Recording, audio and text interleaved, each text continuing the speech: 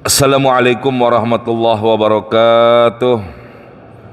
Bismillahirrahmanirrahim. Alhamdulillahirabbil alamin. Assalatu wassalamu ala asrofil anbiya wal mursalin Sayyidina Muhammadin wa ala alihi wa ashabihi ajma'in, amma ba'du.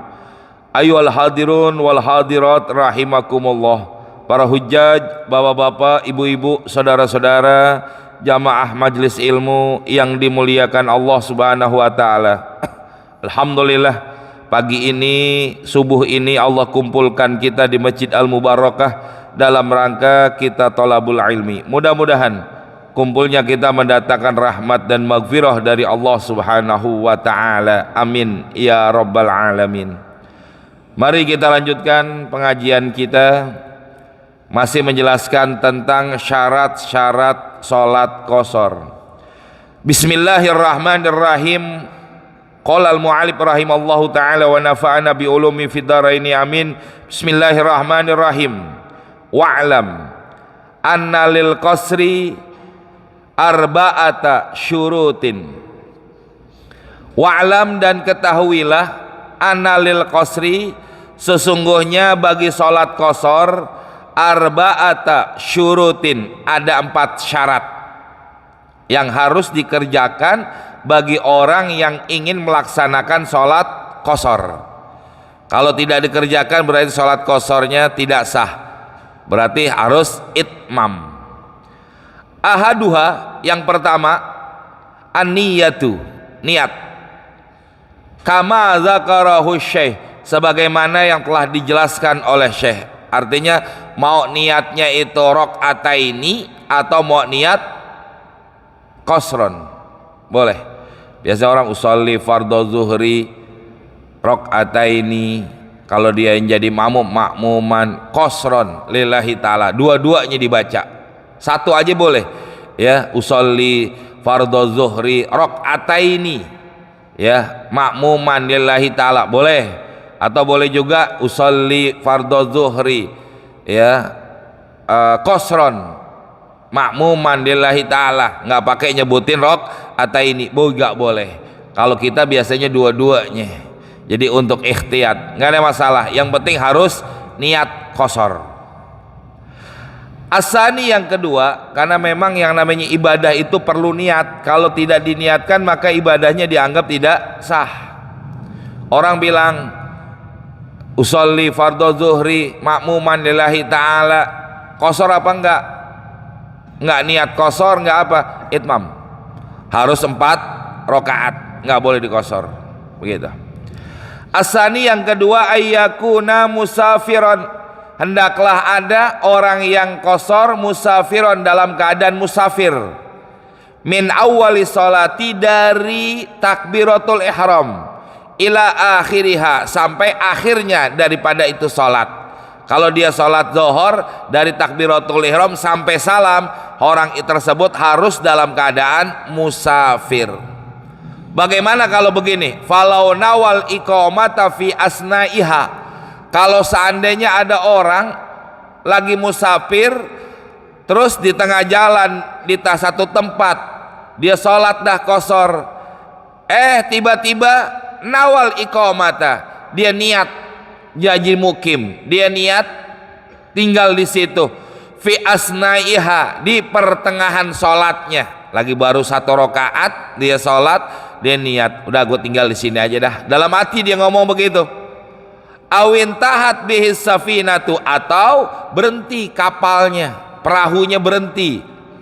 Kalau berhenti kapal sama perahu, berlabuhnya itu kapal perahu ya, ila daril iqamati, kepada tempat dia tinggal, artinya sampai tujuan dia ya, sampai tujuan. Kayak begini jamaah, kita naik, ini kalau naik kapal laut mungkin, tapi kalau naik kapal udara susah ya.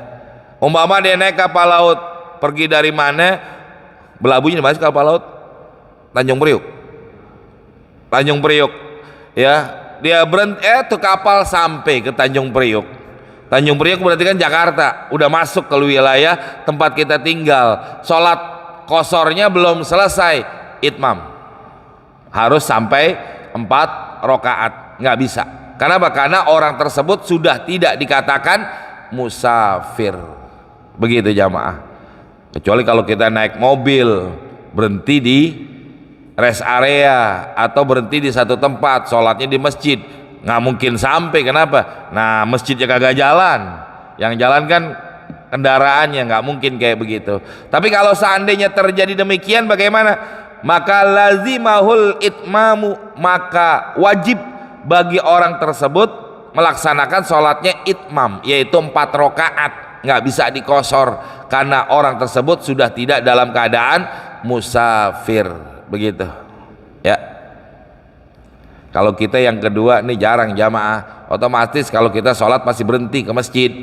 Betul ya, kita jalan-jalan kemana juga pasti kalau mau sholat nih ke atas kendaraan, di apa namanya tuh, di mobil, pasti kita cari masjid dulu ya, di sebelum sampai ke. Yang penting jamaah ingat, yang dikatakan musafir itu masih musafir kalau dia masih belum masuk wilayah atau batas Jakarta. Kalau kita nih orang Jakarta, batas Jakarta. Kalau udah masuk wilayah Jakarta, maka dia dikatakan tidak lagi musafir ya. As-salisu, yang ketiga, ayya'lama, orang itu mengetahui, orang yang sholat qashar mengetahui bijawazil qasri, bolehnya mengqashar sholat ya. Ini kira-kira seandainya dia jalan ke satu tempat, taruhlah ke Bogor, dia nggak tahu ini udah termasuk wilayah yang diperbolehkan qashar apa enggak ya, saya nggak tahu, yang penting kan musafir, qashar aja udah, nggak bisa. Falau jahila jawazahu, apabila dia nggak tahu akan kebolehannya qashar, fakosiro, maka dia qashar sholatnya, lam tasihhu sholatuhu, maka tidak sah sholatnya. Kenapa alasannya? Orang yang nggak tahu nih batasan udah masuk apa belum waktu qashar, tapi dia qashar juga, maka sholatnya kagak sah. Alasannya litala'u bihi, ya, karena bermain-mainnya orang tersebut, sebagaimana nasso alaihi Syafi'i, telah menetapkan ini pendapat oleh Imam Syafi'i fil ummi, di dalam kitab umnya. Qala Nawawi, Imam Nawawi berkata, wa yalzamuhu, maka wajib bagi orang tersebut i'adatu hadhihi sholati arba'an, mengulang sholat yang tadi dengan cara 4 rakaat. Makanya jangan ikut-ikutan ya. Ini qashar apa kagak nggak tahu ya, tapi kalau orang qashar, kita qashar aja lagi dah. Nggak tahu apakah udah masuk batasan orang itu boleh mengqashar atau enggak, tapi dia ikut-ikutan aja sama orang, maka sholatnya dianggap tidak sah. Makanya hati-hati jamaah ya. Artinya kalau kita mau mengqashar atau enggak, ya lihat udah masuk belum batas jarak yang diperbolehkan untuk kita mengqashar, jarak yang diperbolehkan untuk mengqashar sholat. Kalau belum, ya jangan qashar ya. Lihat aja, kita kan pakai mobil, lihat kilometernya di mobil tuh, dari batas dimana kita, batas Jakarta, akhir Jakarta, tinggal kita sampai ke sono, tinggal kita lihat sampai apa enggak lah. Begitu aja jamaah gampangnya ya. Jangan mentang-mentang lagi musafir udah sholatnya di qashar, udah di jamak di qashar juga lagi, nah kemana-mana. Nah itulah artinya syarat yang ketiga di dalam orang melaksanakan sholat qashar, dia tahu bahwa batasan yang dia singgah udah diperbolehkan untuk mengqashar sholat ya. Betul. Kayak begini jamaah, kita mau keluar kota, taruhlah nih ada anak di Gontor, anak kita sekolah di sono, kita naik kereta ya, naik kereta berangkat jam, umpama kereta berangkat jam 1 ya, kereta berangkat jam 1, sedangkan jam 1 udah masuk waktu zuhur. Boleh nggak kita qashar atau jamak di apa istilahnya kalau kereta tuh, stasiun ya, stasiun, boleh nggak Pak? Boleh nggak? Atau kita mau pergi kemana, keluar kota, naik pesawat, naik di mana sono, Soekarno Hatta, Cengkareng ya, berangkatnya pesawat begitu juga jam 1. Kalau kita hitung-hitungan nih nggak sampai di tempat tujuan, ngelewatin waktu asar, taruhlah maghrib atau isya baru sampai dari perjalanan. Sedangkan sholat zuhur bisa kita di apa namanya, di bandara, tapi asarnya gimana? Boleh nggak menjamak atau mengqashar sholat di apa tadi tuh, di bandara kayak begitu? Nah kan banyak yang kejadian begitu jamaah ya, gimana kira-kira?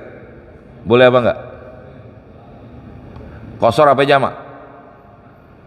Qashar apa jamak yang boleh? Atau dua-duanya boleh? Hah?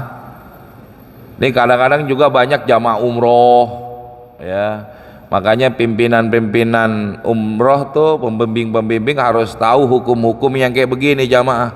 Nanti kalau kita baca perkataan Habib Muhammad Habib Abdullah bin Awi al-Haddad Shahibur Ratib dalam kitabnya, Masya Allah, kalau orang hal-hal yang seperti itu sholatnya tidak baik, sholatnya tidak sempurna, sholatnya tidak sah, maka bagaimana hukum haji ataupun umrohnya?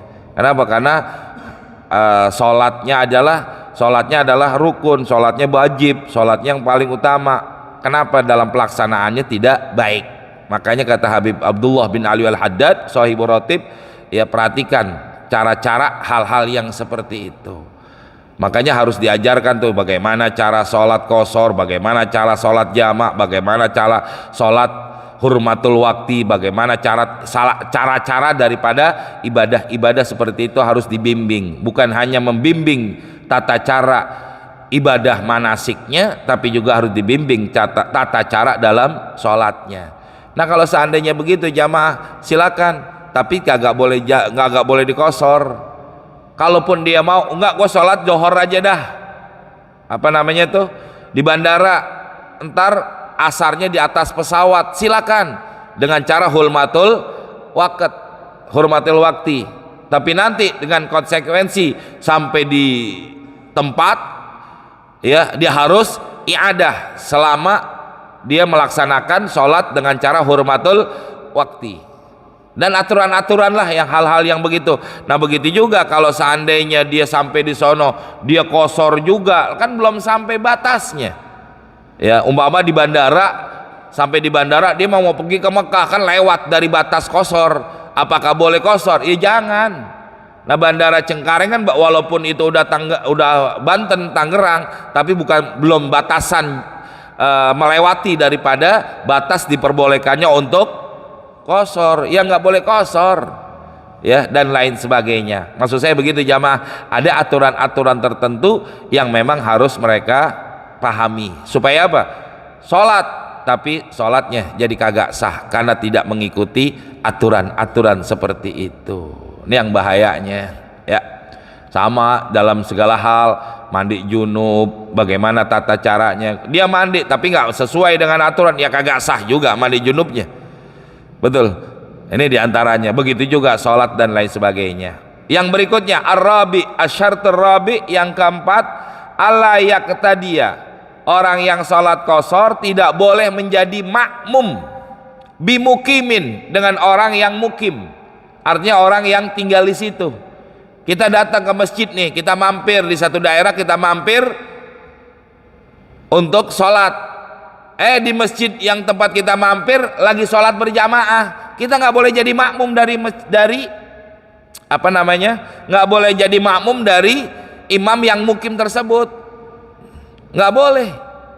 Dia lagi rakaat terakhir, yang rakaat terakhir tahiyat, ini imam lagi tahiyat akhir, biar kita dapat jamaah, ya udah kan kita niatnya qashar nih. Allahu Akbar, langsung Allahu Akbar, langsung tahiyat. Sholatnya orang tersebut harus 4 rakaat. Ya, harus 4 rakaat. Jadi orang yang sholat qashar tidak boleh menjadi makmum kepada orang yang mukim. Orang yang mukim au bimutimmin, atau kepada orang yang sholatnya 4 rakaat fi juz'in min sholatihi, dari bagian daripada sholatnya orang tersebut, walaupun cuma tahiyat akhir doang.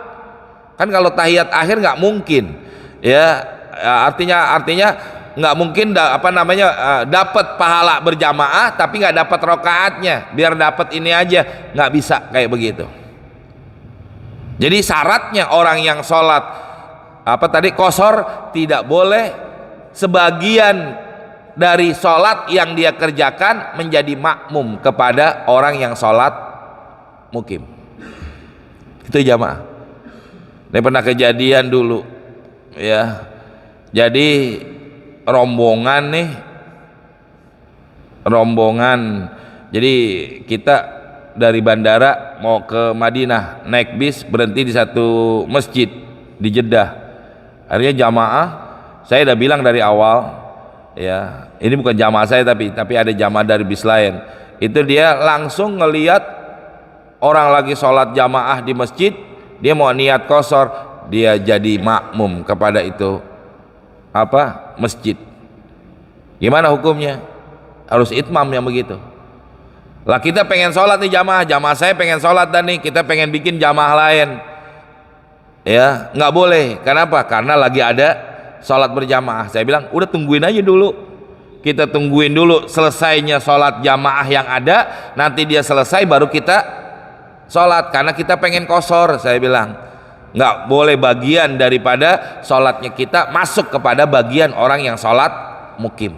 Itu hati-hati, ya. Bagus niatnya pengen berjamaah tapi tidak menjadi sah sholatnya, ya, karena dia termasuk bagian daripada sholat tersebut. Fa in fa'ala, apabila dia melakukan menjadi makmum kepada orang yang sholat mukim atau mutim, lazimahul itmam, wajib dia sholatnya itmam 4 rakaat, nggak boleh qashar, ya. Titik. Masalah walau shalla zuhra khalfa may yusalli subha musafiron kana au mukiman. Ini masalah nih jamaah, tapi kayaknya nggak ada yang begini nih. Kalau seandainya orang sholat zuhur di belakang orang yang sholat subuh, masa zuhur sama subuh di mana kan ketemunya, kan begitu ya. Tapi ini ulama masalah memberikan contoh, musafiron kana au mukiman, baik itu dalam keadaan musafir atau dalam keadaan mukim, lam yajuz lahul qasru, tidak boleh orang tersebut niat qashar alal asoh, menurut pendapat yang sahih. Subuh berapa rakaat? 2. Kita ikut kepada imam yang sholat subuh dalam keadaan tidak mukim. Apakah boleh kita sholat zuhur menjadi makmum daripada sholat tersebut? Nggak boleh. Kenapa kagak boleh? Karena bagaimanapun yang namanya sholat subuh adalah sholat yang memang 2 rakaat. Di qashar kagak qashar tetap 2 rakaat, baik itu dia mukim ataupun musafir, tetap sholat subuh 2 rakaat. Maka tidak boleh kita menjadi makmum sholat zuhur niat qashar di belakang orang yang sholat subuhnya 2 rakaat. Ya ini jarang terjadi jamaah. Li'annaha sholatun la tuksaru, karena sholat subuh itu tidak diqashar. Nah ini yang paling ini nih. Walau sholat zuhra khalfa may yusallil jum'ata, kalau seandainya ada orang sholat zuhur di belakang orang yang sholat Jumat. Jumat berapa rakaat? 2 rakaat juga. Kita nggak niat sholat Jumat karena kita menganggap kita musafir, kan boleh ninggalin Jumat. Kita nggak niat sholat Jumat, kita niat aja usolli fardhu zuhri qasron makmuman lillahi ta'ala, sedangkan imamnya ini dalam keadaan sholat Jumat 2 rakaat. Boleh apa enggak? Lam yajuz lahu, ya. Mana pal mazhab, menurut mazhab Imam Syafi'i, annahu la yajuzu lahu fil qasri, enggak boleh qashar. Ya, tidak boleh mengkosor. Kenapa? Karena sholat Jumat mau dikosor mau kagak dikosor tetap dua. Mau musafir kagak musafir, sholat Jumat tetap dua, maka nggak boleh kosor. Begitu jamaah. Ya, paham? Jelas? Ini hati-hati. Banyak orang yang nanti dia niat menjamak, dia niat lagi musafir di hari Jumat, di tengah perjalanan dia sholat Jumat dah. Ya, nanti dia sholat Jumat dia niat jamak dan juga dia niat kosor pada waktu pelaksanaan sholat Jumat, kagak sah sholat zuhurnya. Karena sholat Jumat itu ya menurut mazhab Imam Syafi'i mengatakan la yajuzu lau fil qasri wa yalzamuhu al itmam, maka wajib bagi orang tersebut sholat 4 rakaat. Wa sawaun kana imamul jum'ati musafiran au mukiman, baik itu sama saja imamnya yang sholat Jumat musafir atau mukim, kayak tadi tuh sholat subuh. Makanya nggak bisa kayak begitu. Ya, jelas jamaah, hati-hati. Kalau dikata gak sah ya harus sholat zuhur, sholatnya harus itmam, sholatnya harus 4 rakaat seperti itu, nggak bisa sembarangan. Bagaimana kalau seandainya nih, makanya yang pernah saya bilang juga, kalau jamak takhir itu kan nggak harus tertib. Kita mau jamak takhir nih, zuhur dulu asar dulu. Kalau sholat jamak takdim wajib zuhur dulu baru asar. Kalau jamak takdim zuhur dulu wajib baru asar, karena itu syarat di dalam pelaksanaan sholat jamak takdim. Tapi kalau sholat jamak takhir asar dulu zuhur dulu, bagusnya asar dulu, bagusnya. Kalau kata Imam Romli asar dulu, karena asar yang punya waktu. Tapi kalau kata Imam Ibnu Hajar mengatakan zuhur dulu. Kenapa? Karena sholat zuhur secara hitungan zuhur dulu baru asar, sekalipun dilaksanakannya pada waktu asar. Berbeda pendapat dua muridnya Imam Syafi'i antara Imam Ibnu Hajar dengan Imam Romli. Artinya apa? Kalau sholat jamak takhir boleh mana aja yang mau zuhur dulu boleh, mau asar dulu boleh. Makanya imam ngasih tahu, kalau kita jadi imam nih, Pak Bu, kita sholat asar dulu ya, kita mau jamak takhir nih, kita sholat asar dulu dengan cara kosor, baru takbiratul ihram. Makmum pasti tahu bahwa ini imam niatnya niat asar. Ya, nggak mungkin makmum niatnya sholat zuhur. Yang jadi masalah nih jamaah, imam nggak ngasih tahu. Ya, imam kagak ngasih tahu zuhur dulu apa asar dulu. Kata ini makmum, imam asar dulu kali, kan umumnya begitu. Ya, lebih baik kata Imam Romli kalau jamak takhir sholat yang punya waktu asar. Ternyata makmum niat asar, imam niat zuhur. Ini kata makmum, imam sholat asar nih ya, dia mengira sholat asar, makmum sholat asar, usolli fardhu asri qasran lillahi ta'ala. Ternyata imam sholat zuhur, kan beda niat, imam zuhur, makmum asar. Kalau ditanya boleh apa enggak? Boleh ya, nggak ada masalah, boleh ya. Atau sebaliknya begitu, makmumnya zuhur, imamnya asar, boleh ya. Kenapa? Karena tidak disyaratkan antara imam dengan makmum itu harus sama dalam satu niat, artinya satu niat sholat. Yang penting pekerjaan antara imam dengan makmum sama. Artinya begini, kalau imam sholat fardu, imam sholat gerhana, makmum sholat fardu, boleh nggak? Nggak boleh. Kenapa? Karena cara sholatnya beda. Atau imam sholat id, makmum sholat fardu jadi makmum, boleh apa enggak? Enggak. Kenapa? Beda cara sholatnya, kan begitu ya. Tapi kalau dalam satu pekerjaan yang sama walaupun niatnya berbeda, itu dianggap boleh. Nah di sini jamaah, walau nawa zuhro, kalau seandainya ada orang niat sholat zuhur maksuratan yang dikosor, khalfa may yusallil asro, di belakang orang yang sholat asar. Jadi imamnya asar, makmumnya zuhur, maksuratan yang dikosor juga, jaza, boleh, maka boleh, gak ada masalah walaupun beda sholat. Dia sholat zuhur, dia sholat asar, yang penting apa? Sama-sama mengkosor. Jadi intinya apa jamaah? Tidak boleh orang yang niat sholat kosor menjadi makmum kepada orang yang sholat mukim. Jelas? Pertanyaan saya Pak Bu, gimana kalau kita balik? Imamnya kosor, makmumnya kagak.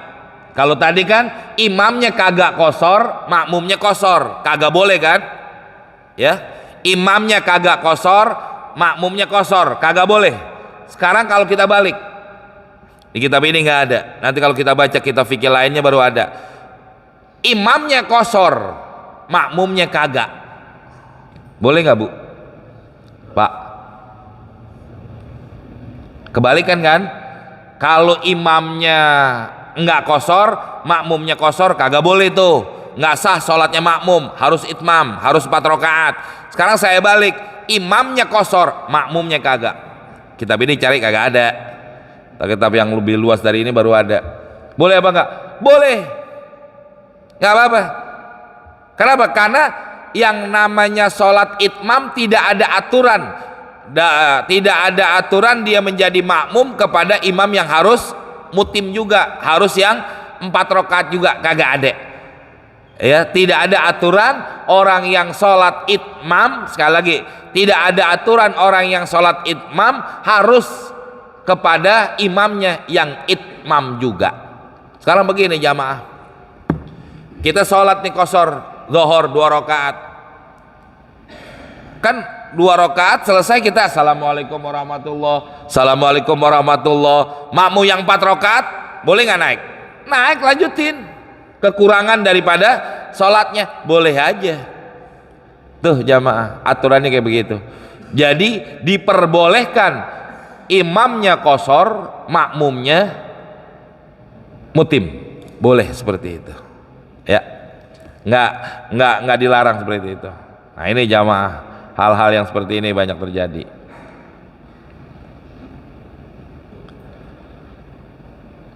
Parun, keburu nggak? Gitu lagi. Parun iktadal musafiru ba'dha biman alimahu au dhannahu mukiman.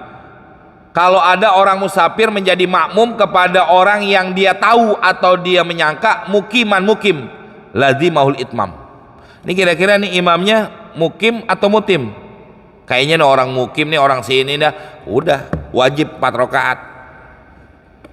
Yang tadi jamaah tidak boleh makmum kosor kepada imam yang mukim atau yang 4 rakaat, nggak boleh. Kalau dia menyangka nih kira-kira imamnya kalau kayak di masjid di tengah jalan, ya masjid di tengah jalan kita bilang nih imamnya mukim atau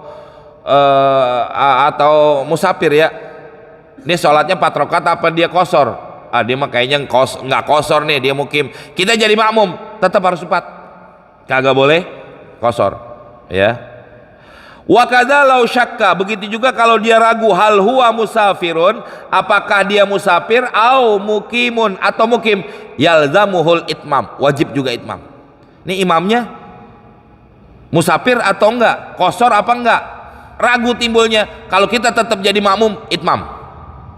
Ternyata imamnya kosor, itmam. Ya. Ternyata imamnya kosor, tapi dia ragu tentang itu semua. Mutim 4 rakaat. Wa ini iktada biman alimau au dhanna musafiron. Apabila dia menjadi makmum kepada orang yang dia tahu atau dia menyangka musafir, au alima atau dia tahu, au dhanna atau dia menyangka annau qasrun, bahwa dia kosor, jaza lahu ayyak suro holfahu, maka boleh bagi dia mengkosor di belakang orang yang dia menyangka itu adalah dia mengkosor. Kalau tadi ragu dia kosor apa kagak nih ragu, tetap kita jadi makmumnya itmam. Tapi kalau kita tahu atau kita menyangka nih kayaknya musafir, tadi saya lihat dia turun dari bis umpama begitu jamaah, ya dia sholat, dia turun dari bis, dia musafir juga nih, pasti kosor. Kita menyangka bahwa dia kosor, ternyata benar, nggak apa-apa dia kosor. Tapi kalau ragu kosor apa enggaknya, itmam. Wa kadza law lam yadri, atau begitu juga kalau dia nggak tahu annahu nawal qasra, dia dia itu niat kosor apa enggak, fala yalzamuhul itmam bihadza taraddud, maka tidaklah wajib bagi dia sholat imam pada masalah yang taraddud, timbul keraguan demikian. Li'anna zahira, karena sesungguhnya zahirnya man halal musafir, orang yang keadaannya musafir, anahu yanwil qasra, pasti dia niat kosor.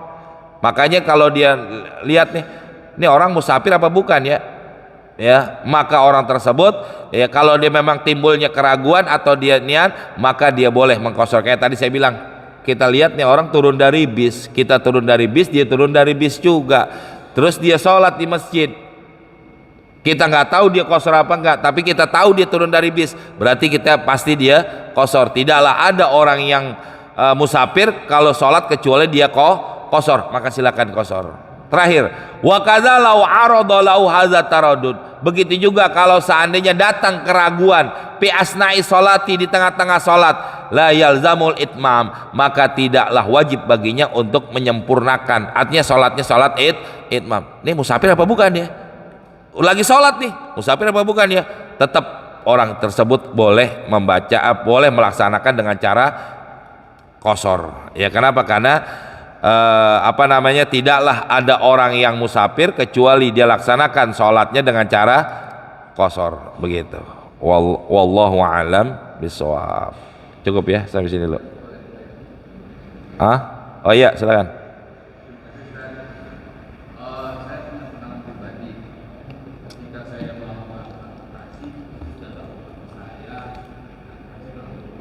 Ya.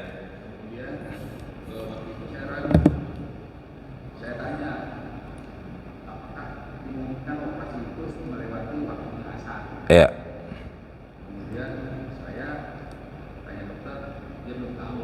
Nah, ketika itu saya memutuskan saya sholat asar dan zuhur. Kalau tadi kan penjelasannya lebih kepada perjalanan, betul. Sekarang ini pengalaman ini kan bisa jadi kita dokter. Ya. Ya. Sekarang begini, kalau orang dalam keadaan sakit, apakah dia boleh mengkosor dan menjamak sholat? Tidak. Ya. Karena apa? Karena orang dikatakan boleh mengkosor atau menjamak sholat, rukhsah yang Allah berikan bagi orang yang dalam keadaan musafir. Bagi orang yang dalam keadaan sakit, kalau seandainya dia berobatnya di Jakarta, ya, berobatnya di Jakarta, kecuali kalau dia berobatnya ke daerah, kemana nih? Ke Bandung atau ke Cirebon, pokoknya luar daerah lah begitu, silakan. Tapi kalau dia orang Jakarta, berobatnya di Jakarta, apakah boleh dia menjamak atau mengqashar sholat pada saat itu? Tidak boleh, karena bukan termasuk rukhsah, keringanan yang diberikan oleh Allah. Lantas bagaimana keadaan demikian? Lebih baik sholatnya dengan cara hurmatul waktu, begitu aja.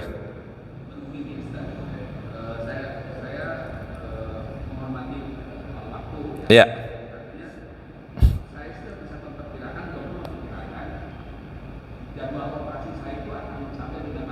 Iya. Enggak sholat. Jamak. Iya. Iya, betul.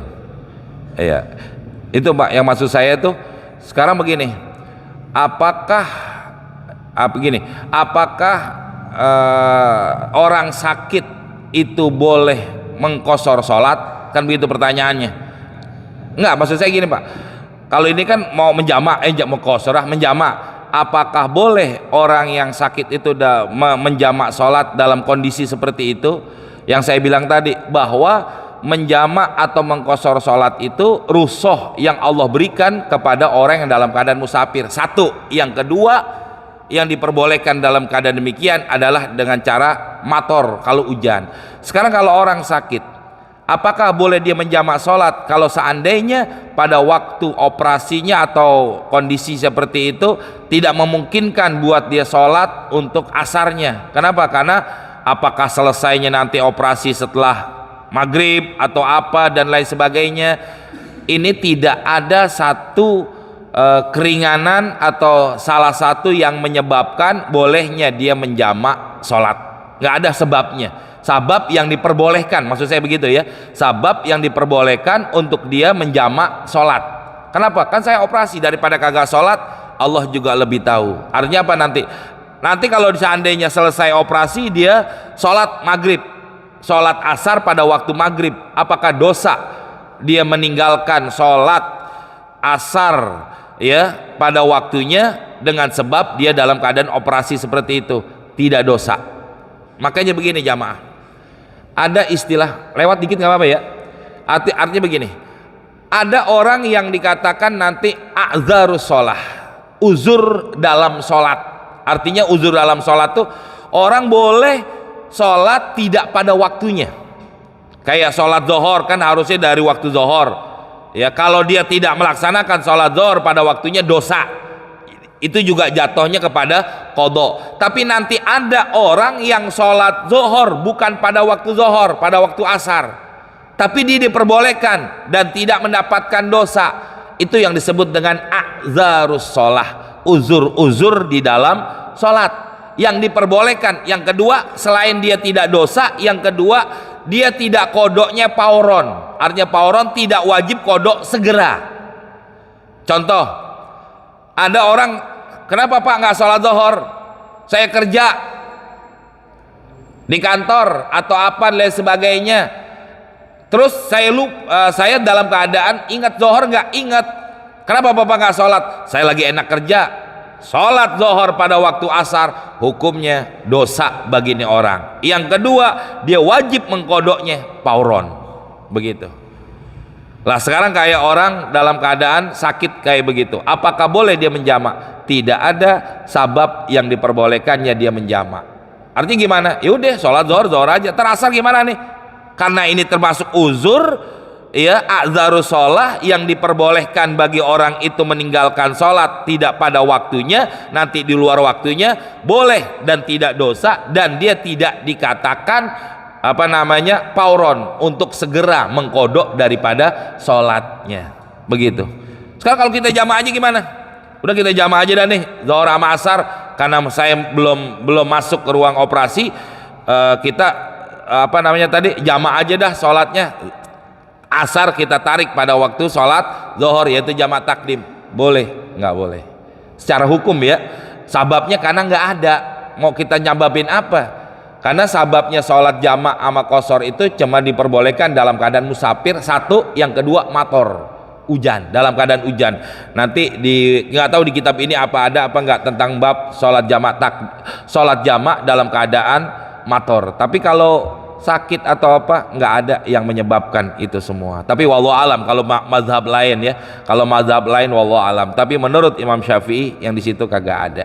Begitu. Cukup ya. Mari jamaah kita tutup dengan baca Fatihah. Mudah-mudahan apa yang kita baca ini jadi ilmu yang bermanfaat.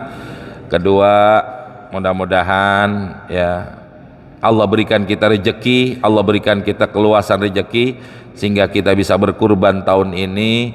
Mudah-mudahan juga kita doakan saudara-saudara kita yang sedang melaksanakan ibadah haji, mudah-mudahan Allah berikan kemudahan, kelancaran, dan mudah-mudahan pulang membawa haji yang mabrur.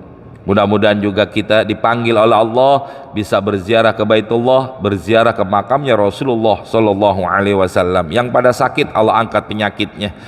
Ya, orang-orang tua kita, keluarga kita, jamaah kita yang biasa ngaji Sabtu subuh, dan juga guru-guru kita dan orang-orang yang berjasa dengan Masjid Al-Mubarakah yang telah meninggal dunia, mudah-mudahan dijadikan kuburnya raudhah min riyadil jannah. Bihadiniya wa ila hadratin Nabi al-Fatihah. A'udzubillahi minasyaitonirrajim. Bismillahirrahmanirrahim. Alhamdulillahirabbil alamin arrahmanirrahim maliki yaumiddin. Iyyaka na'budu wa iyyaka nasta'in ihdinas siratal mustaqim siratal ladzina an'amta 'alaihim ghairil maghdubi 'alaihim waladdallin. Amin. Bismillahirrahmanirrahim. Alhamdulillahirabbil alamin. Allahumma shalli ala sayidina Muhammad wa ala ali sayidina Muhammad. Allahumma anfa'na bima 'allamtana wa 'allimna ma yanfa'una wa zidna 'ilman nafi'a. Rabbana atina fid dunya hasanah wa fil akhirati hasanah wa qina azabannar. Wa sallallahu ala sayidina Muhammadin wa alihi washabihi wasallam. Walhamdulillahirabbil alamin. Assalamualaikum warahmatullahi wabarakatuh.